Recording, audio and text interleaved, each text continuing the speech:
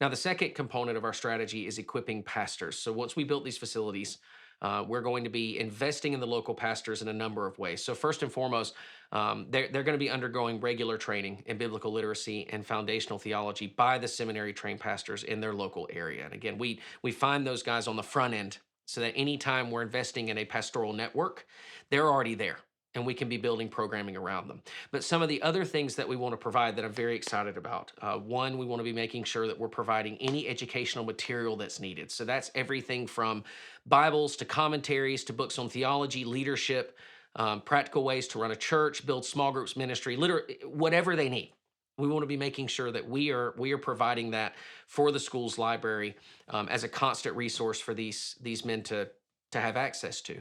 Another thing that we want to do in the future is start providing member care through counseling trips for the pastors and their families and local missionaries and their families as well. And that would be something that we can do through EFI trips because there's two types of trips that we'll do. One is the counseling trips, and the other is going to be teams of teachers from the United States to invest in the pastors in a short term way. So throughout the year, our sites will schedule times where we will pay for the pastors to come in, take a week off from work, stay in dormitories that will be built on the site with their families, and be invested in by pastors from the States.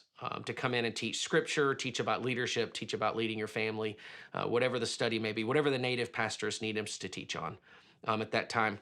And I think that's going to be wonderful because, well, for several reasons. On a practical level, it's great that they're getting that training, but also you're now connecting, pastors with pastors on the ground from different countries all around the world. And I think that's going to lead to some pretty cool conversations and additional ministry down the road.